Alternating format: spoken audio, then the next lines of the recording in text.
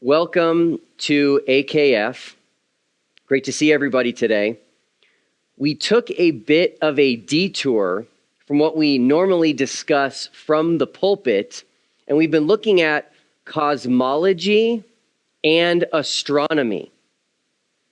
Some people are probably ready for this to be over, but personally, I have really enjoyed this.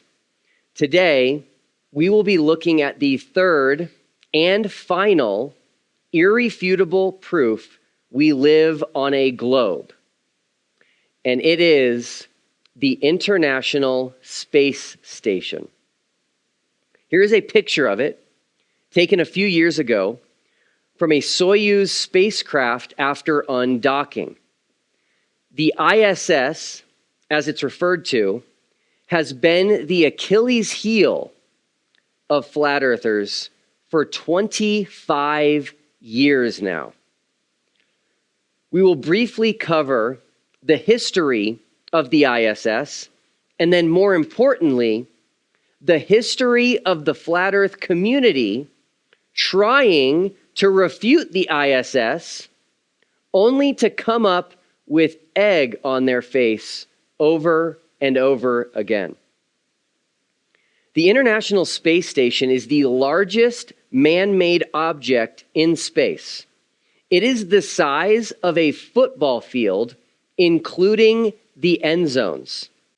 It is a multinational project put together over years via the collaboration of many space agencies from the United States, Russia, Japan, Canada, and multiple countries in Europe. The first part of the ISS was launched into space back in 1998. And since then, other parts were launched into space, and the ISS was constructed piece by piece in space.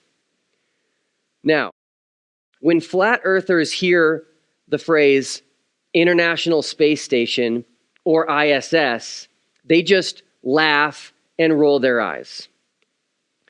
They have to react like this because they don't even believe in space. So if space does not exist, then space stations don't exist, and therefore the International Space Station does not exist, at least not in space. More on that in a bit. What you are going to witness today is the history of flat earth and the flat earth community in regards to the ISS. And it is nothing short of embarrassing for them.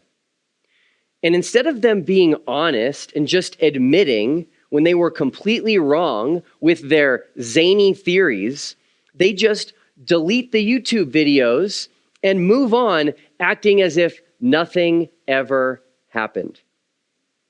Well, I recovered some of those deleted YouTube videos, and today we will shine a light on the truth. The ISS is about 250 miles above the Earth, which is high up, of course, but as we've learned in this series, it's still in what they call low Earth orbit, or LEO.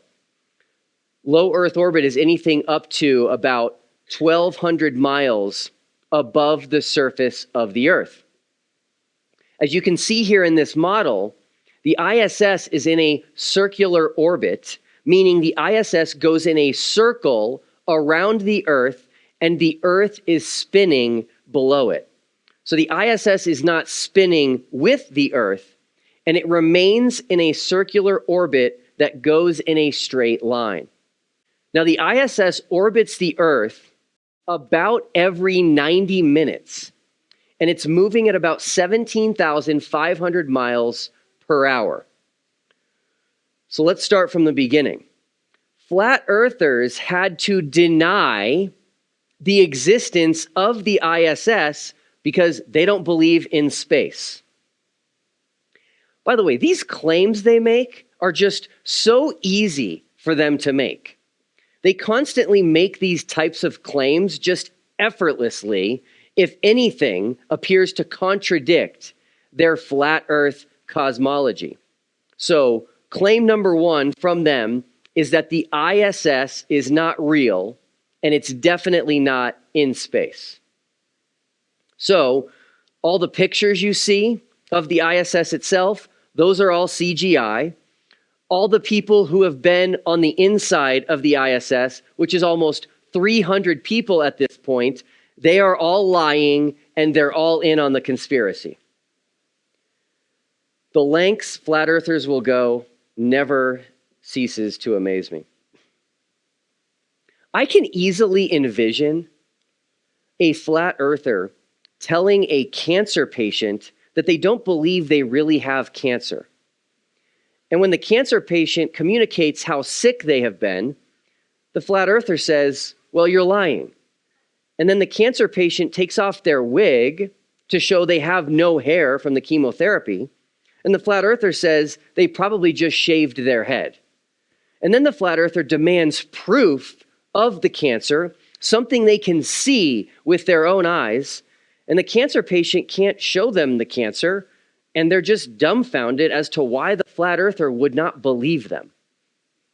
Now, I'm not saying flat earthers do this, and I don't think they would actually treat a cancer patient like this, but it's exactly how they argue with their wild, off-the-wall theories and insane demands for proof, all while calling everyone else a bald-faced liar. So it's easy for them to say the ISS is fake, right? But then amateur photographers and regular people with telescopes came out claiming they could see the ISS from their own backyards. Now, the flat earthers' knee-jerk reaction to this is to say they are lying, of course, or using Photoshop. I've heard that one multiple times. And so a flat earther actually issued a public challenge to a photographer in the UK named Dave McKeegan to photograph the ISS himself. Dave McKeegan has a YouTube channel, which started out as a photography channel, but has since become a channel to debunk flat earthers. And he does an incredible job, I might add. Here is what happened. A few weeks ago, I published a video tackling claims that the footage from the space station is apparently all fake. And there were quite a few comments from people who were trying to argue that the space station isn't real. And one such comment, which led to a very interesting conversation, came from someone by the name of Pokey. So they made it clear that they didn't think the ISS exists. And I asked them, if the ISS is fake, then what is the ISS-shaped object that so many people have captured so many times before? Pokey's response to this was that apparently they're all fake. Nobody's ever actually captured the ISS, they've just faked it. And he challenged me, as a photographer, to capture the space station myself to prove it was real. And so if I captured the ISS, he would concede his position and admit he was wrong and apologise. Also, he stated that he was convinced that I wouldn't actually do it. Well, I did. You see, instead of actually considering and reviewing evidence, flat earthers just automatically jump to claim something is fake if it contradicts their ideology. And then people like Dave McKeegan have to take the time and energy to show how ridiculous their claims are. As it turns out, there are actually websites which track the ISS. One of them is called Transit Finder, transit-finder.com, and it will tell you when and where the ISS will be visible in the sky. And you can even put in your own geographic coordinates to know when it will be above you and when you may be able to see it with your own telescope or camera. Now, when a website like this exists, the flat earthers' first argument is almost always that the website is not functional and just exists to perpetuate the lie that we live on a globe. They actually did this with southern hemisphere flights. The flat earth community has the biggest black eye from southern hemisphere flights. A southern hemisphere flight is a flight that's south of the equator, okay? In the documentary Behind the Curve, well-known flat earther Mark Sargent said a lack of nonstop southern hemisphere flights was a significant factor in his becoming a flat earther. What he was referring to were flights that both depart and land in the southern hemisphere without going into the northern hemisphere. Flat earthers really thought they had something here with these southern hemisphere flights, but they have been absolutely destroyed by this. First, they didn't realize that there are not many southern hemisphere flights due to economics, and it has nothing to do with the shape of the earth. Just so you know, 90%, almost 90% of the population of the entire world lives in the northern hemisphere. Economics. Second, they didn't look very hard because there are nonstop southern hemisphere flights, even though they're not as common as in the northern hemisphere. Once they were exposed and shown that these southern hemisphere flights do exist, they immediately said, you guessed it, the flights are fake. Notice a pattern here? Any evidence at all that contradicts their beloved theory is immediately disregarded as fake. Well, guess what? These flights are not fake, and the websites of the airlines offering these flights are not fake either. But then the flat earthers said, well, you can't actually buy the flights on the website, saying the website will crash, or it will tell you that the flight is always sold out, or it won't actually let you finish checking out. And so normal people showed them that you can actually book these flights, and you can actually choose a seat, and guess what? You can even get a boarding pass. So the flat earthers then said, okay, even though you can buy a ticket, when you get to the airport, the plane won't be there. They literally said, when you get to the gate, it's going to say on the sign that the flight is canceled, and they'll put you on a different flight, one that will go through the northern hemisphere. Unbelievable, right? Welcome to the world of dealing with flat earthers. So then, an actual flat earther hoped to prove once and for all that these flights are not real. So he bought a ticket, he went to the airport, and what do you know?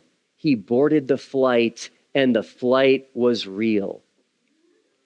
I don't have time to tell you what they are now saying to try to explain Southern Hemisphere flights, but it's just as crazy as all their other nonsensical arguments.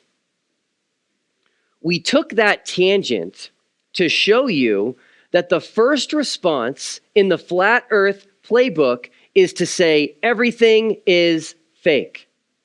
So this transit finder website, which claims to tell you when the ISS is over your location, this website too must be fake in order to convince people that the ISS is real. So a flat earther named Jaron Campanella, whose YouTube channel is called Jaronism, he used the website most likely to expose the website as a fraud in order to demonstrate that there is no International Space Station in space. Now remember, flat earthers actually believe their own claims. He truly believed there was no ISS in space. And so putting his camera into the sky would certainly not show anything. So here's what happened when he pointed his camera at the moon. At the time, the Transit Finder website told him that the ISS would be visible from his specific latitude and longitude. Here we are, it's about 2:10 in the morning, and we're about to watch the ISS cross. I've never seen the shape of the ISS, so we're about to see how real that is. Check back with you momentarily. My alarm went off on my phone and I knew I had 10 seconds. I counted down in my head, 10, 9, 8, 7, 6, 5, 4, 3, 2, 1. I remember waiting, like, what? And then sure enough, there it was. Ruh-roh. Now this video is no longer online. Jaron apparently removed it. Why would you do that, Jaron? Help me out here. Were you hoping people would not know that you did this, or what? I have an idea. How about this? I'm sure you'll come up with some explanation as to why the video is no longer online. So since I recovered it for you, how about I give it back to you and you can re-upload it to your channel? Let me know. Now, if this was anyone else filming the ISS crossing the moon, there would be flat earthers claiming the video was fake or CGI or made with Photoshop. But since this was a flat earther himself, a pretty high profile flat earther at that, they must now figure out what to do with this. And the next position they are taking is just wild.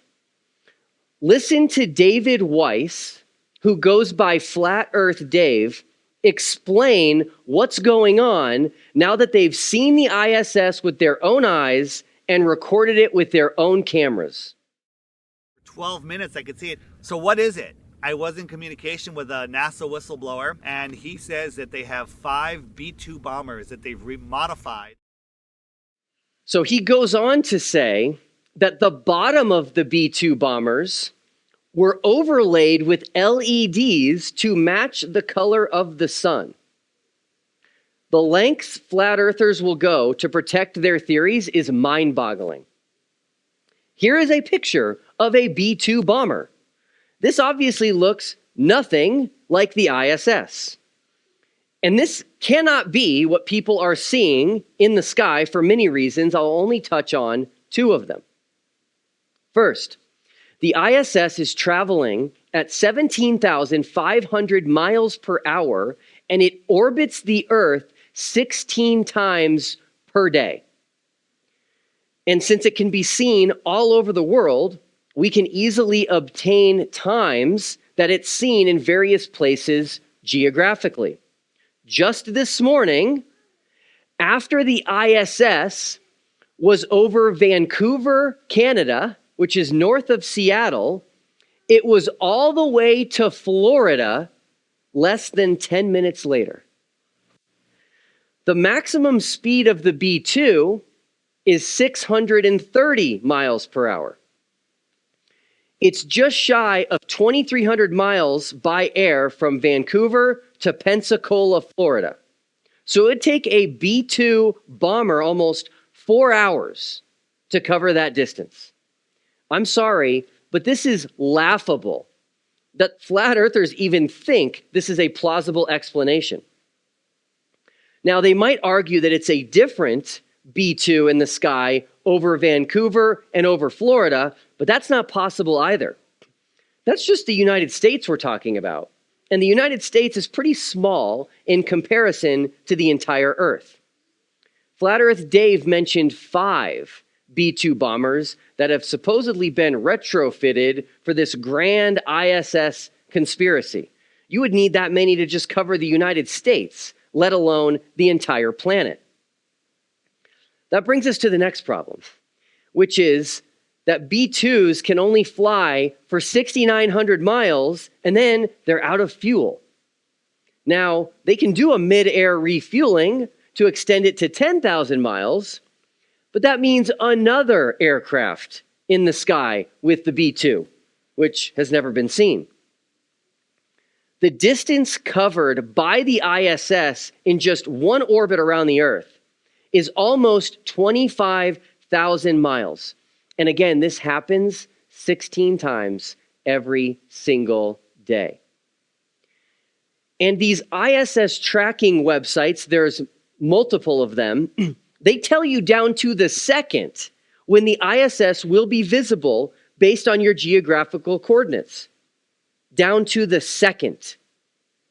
Considering how much just weather and mechanical issues affect the punctuality of aircraft on a daily basis, the fact that the ISS is always right on time is further proof it's in space in continuous orbit around the Earth.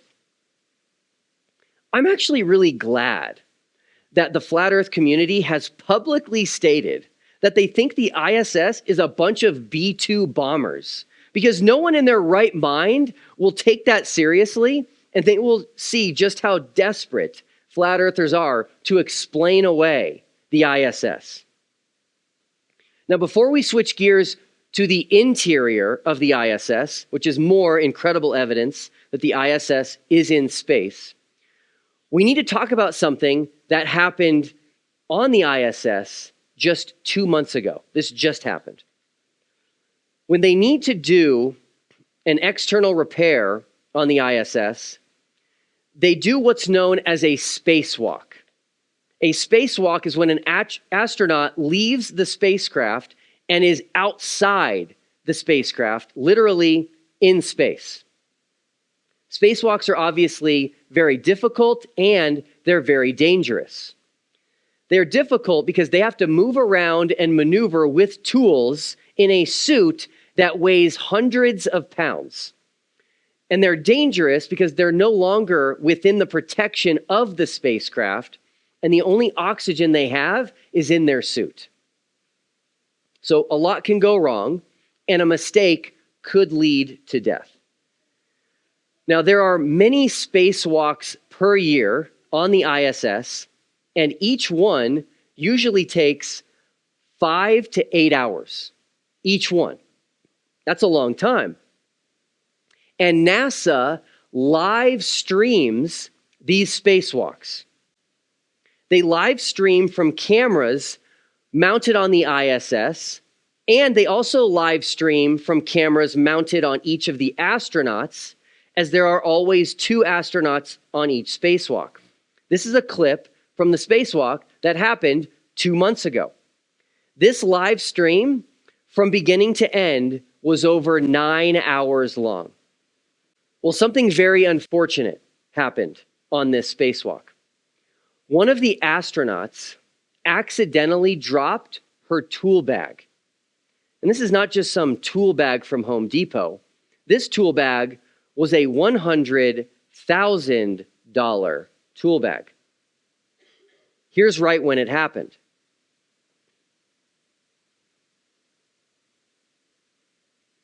Now, dropping a tool bag would not be a big deal most other places, but in space, you can't just detach from the ISS and go grab it. Further, this tool bag could now cause a potential collision problem with the ISS itself, and it will eventually fall down to Earth as the ISS is not high enough to be fully outside the Earth's sphere of gravity. It will most likely burn up in the process. Now, the reason I'm bringing this up is because this tool bag was dropped on the live stream in the middle of the spacewalk. And then it became visible in the sky from Earth. You don't even need a telescope to see this tool bag, just a pair of binoculars. Videos like this one started popping up online of the tool bag in the night sky.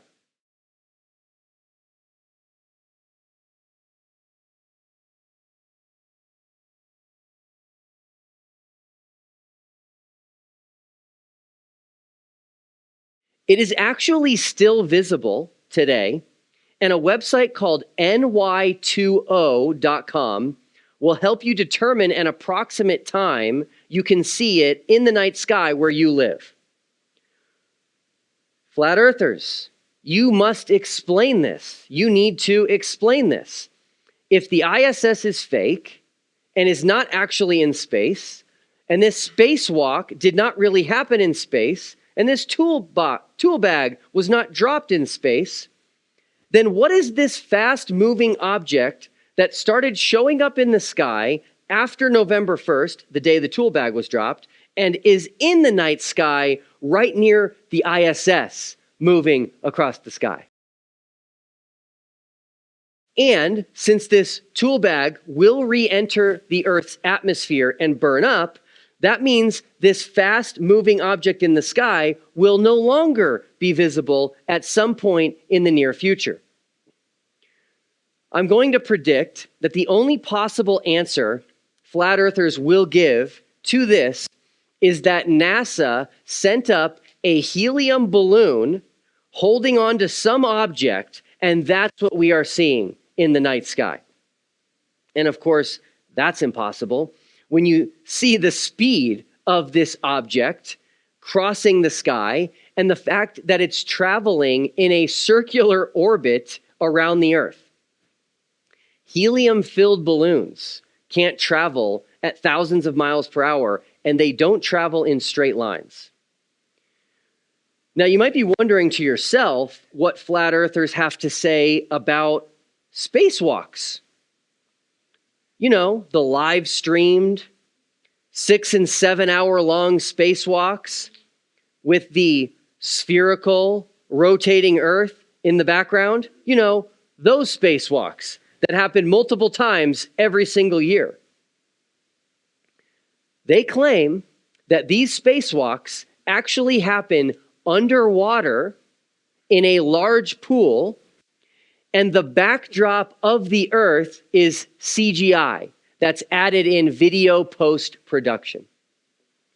Now, the reason they say this, other than the obvious, which is they don't believe the ISS is real and they don't believe space is real, is because NASA created a 6.2 million gallon tank with a full-size replica of the ISS in it. This is called the Neutral Buoyancy Laboratory, NBL for short, and it's located in Houston, Texas. The NBL is actually really cool, and despite the claims that this was built to dupe everyone that spacewalks are real, the NBL was actually created for training that would closest resemble the lesser gravity in space. Here is a picture of the facility. And here is a picture of some of the training that goes on underwater. The reason this is called the Neutral Buoyancy Lab is because they create neutral buoyancy underwater, meaning you don't float to the surface and you don't sink to the bottom. If you've ever been in the ocean, you know that we are very buoyant. We float. And if you want to dive down, it takes quite a bit of exerted energy because our bodies want to float to the surface. This is why scuba divers and free divers and even snorkelers wear weights, usually a weight belt, when they dive below the surface, so they're not fighting the natural buoyancy of our bodies. In order to obtain neutral buoyancy, you have to add weight so that you don't just float to the surface, but you can't add too much weight, which would cause you to sink. Since these astronauts have their huge spacesuit on, which contains quite a bit of air in it, they have to add a ton of weight to achieve neutral buoyancy. Notice on this picture here, all the extra weight added around the ankles of the astronaut's suit. That is a ton of lead weight to achieve neutral buoyancy. And I also want you to notice the big white umbilical attached to the astronaut. That provides power. It provides breathing gas to combat the carbon dioxide exhaled.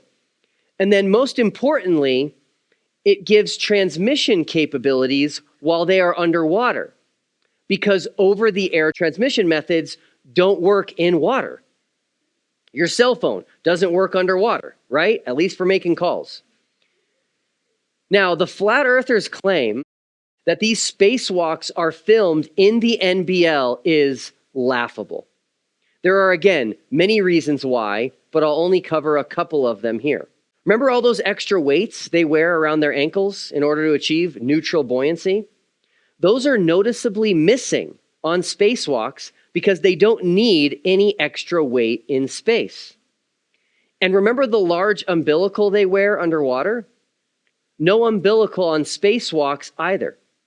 Instead, they are attached to the ISS by a wire cable that is so thin you can barely see it in the video. And they're able to communicate back and forth with the astronauts in Houston the entire time. If they were actually underwater, they would need the umbilical in order to communicate. And here's something else the flat earthers missed. It says online that the Neutral Buoyancy Lab is a full-size replica of the ISS. But that's incomplete information. You know what's missing from the ISS replica in the NBL pool? The gigantic solar panels. You know, the huge reflective panels that give the ISS its unique shape, the same shape seen by people on Earth with their telescopes. You don't need solar panels to power this in an underwater replica, so those were left off. And guess what? The solar panels are in the video of the live streamed spacewalks. The way that you came out so that you're just zenith of Laurel, and we think that you could get into a good position either on that 3866 handrail or just zenith of, or wherever you think is good. And you know how water has a blue-green color to it? And the further you look underwater, the darker that blue-green color gets? That's missing from the live-streamed spacewalks as well. Everything on these live-streamed spacewalks is white. Flat earthers love to say that NASA uses green screens all the time. Well, if they knew how a green screen works, they would realize the difficulty of removing a blue-green color from a video, how difficult that would be when the blue-green color covers absolutely everything in the video. And let's deal with one more thing concerning spacewalks, and then we need to move on. If you watch this clip of the most recent spacewalk and focus on the blue Earth in the background, you'll notice that the curve ends up going the wrong way. The Earth actually goes concave for a second, when the Earth is actually convex. Flat earthers love to pause these space videos and show us that Earth goes concave in order to prove that they are using a fisheye lens. You caught us. You caught us red-handed. It's a fisheye lens. I mean, the proof is right there for the whole world to see. A concave Earth, which means they're using a fisheye lens. Wait a minute. A fisheye lens can only distort an object that's actually being viewed through it, which means the big blue Earth in the background is not CGI, but is actually being filmed by a camera on the ISS, a camera with a fisheye lens. Congratulations, you just played yourself. Let's look at one more thing, which is the inside of the ISS. Since the ISS is in space, again, low Earth orbit, it's high enough to where the effects of gravity are reduced from that on Earth. This is why videos taken in the ISS have floating astronauts and floating objects. As we covered in part 2, flat earthers don't believe gravity even exists, and they don't believe space exists, so there's really nowhere for an astronaut to go where they would experience lesser gravity and weightlessness. But we have all these videos taken aboard the ISS, hundreds of them. And every single one of them has the same thing: floating astronauts and floating objects. And so flat earthers appeal to zero-G planes for these videos, and they claim that there are constant cuts in the video because zero-G planes have significant limitations on weightlessness. You only get about 27 seconds of weightlessness at a time with a zero-G plane. This rebuttal falls flat. That was not an intended pun. This falls flat because we have ISS videos that are many minutes long without any cuts. This is just one of many videos where they are giving a tour of the ISS. This particular video is over 50 minutes long, and the first cut happens at almost 30 minutes in. This could not have been filmed on a zero-G plane, yet some flat earthers are still claiming that. This astronaut is floating throughout the entire video. You'll also notice his iPad is floating too.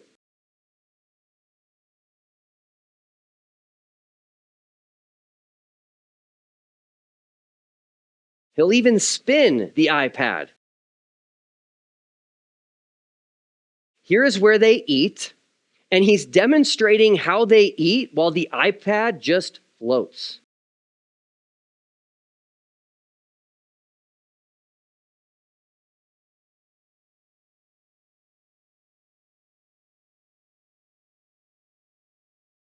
Speaking of food, when he opens up any containers or boxes, the items inside are floating.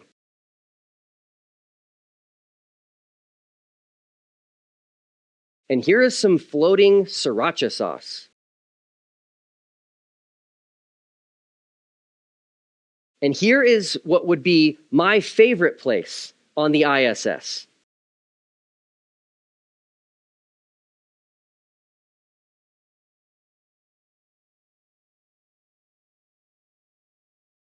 It looks like a spinning, curved Earth out the window. Probably just a fisheye lens. And finally, we have some water not finding its level. Flat earthers tell us all the time that water always finds its level. And so I like to show them videos from the ISS. Okay, so this water is about to find its level. We'll just give it a second here, and it's going to find its level here, I think. Not sure why this is taking so long, but I'm sure it's finding its level.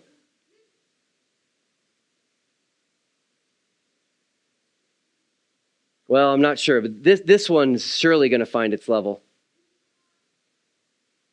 Here we go. Oh yeah, here we go. See, it's falling, and it's going to find its level. Okay, hold on. Okay, here we go. Yep, this is the point where it finds its level. Right when it comes down, here we go. Oh boy.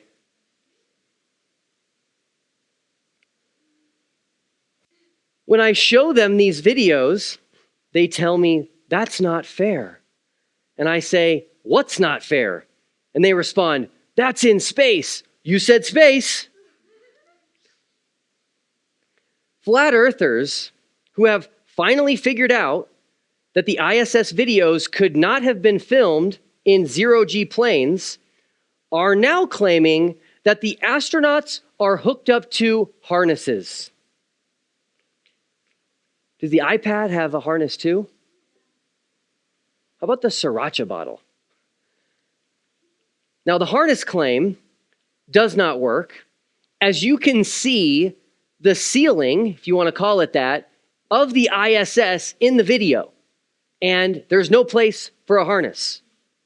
And the astronauts, they spin around, they do flips, they float from section to section, going through tight tunnels. A harness wouldn't work with any of that. And then I found this video. The reason I'm bringing that up is because this is where 4 out of 6 of us sleep. And so people always ask about sleeping in space. Do you lie down? Are you in a bed? Not really, because it doesn't matter. You don't really have the sensation of lying down. You just sit in your sleeping bag. So here's one sleep station right here. I'm going in right now. You can follow me if you want. I'm coming out. And just for reference, that's one sleep station. This one's another, right here. There's one on the ceiling, if you want to call it, right here. And then there's a 4th on the other wall over here. So all of us sleep in a little bit of a circle. No harness could float into all 4 of those sleeping quarters like that. She covered all 4 walls in a complete circle. Now, I'm sure you noticed her hair, right? It's floating too, hence the crazy hair day. Well, flat earthers tell us they use hairspray to accomplish that in order to fool us all into believing the ISS is really in space. Hairspray. Well, watch this clip closely and pay attention to her gold necklace. But it doesn't matter if I turn over and I sleep upside down. I don't have any sensation in my head that tells me that I'm upside down, so it really doesn't matter. The sleep station is also like a little office. We've got a computer in here. As you can see, we've got a couple little toys. I've got some books. I've got some clothes and other things that make it sort of like home. I know. I bet she hairsprayed the necklace too. There is a live stream of Earth from space online from the ISS. The International Space Station has been and will continue to be an Achilles heel for flat earthers. In reality, the ISS has allowed us to view God's created universe in a very special way and has enabled us to continue to explore the vast universe and study how we may be able to further explore the wonders of God's creation. As Psalm 19, verse 1 tells us, the heavens declare the glory of God, and the firmament shows his handiwork. As people watch the live stream of Earth from space via the ISS, may they see the work of his hand. Let's pray. Father, we come to you today as we wrap up this series on cosmology and astronomy. And cosmology and astronomy, like so many other fields, are studying you. They're studying your creation. They're studying who you are because it was your mind that created this universe. And I just pray that as people look at the world around them, as we learn more and more about the universe, that just helps them realize and see that there must be a creator. And I pray that this helps them come to a saving faith in your Son, Jesus Christ, in whose name we pray. Amen.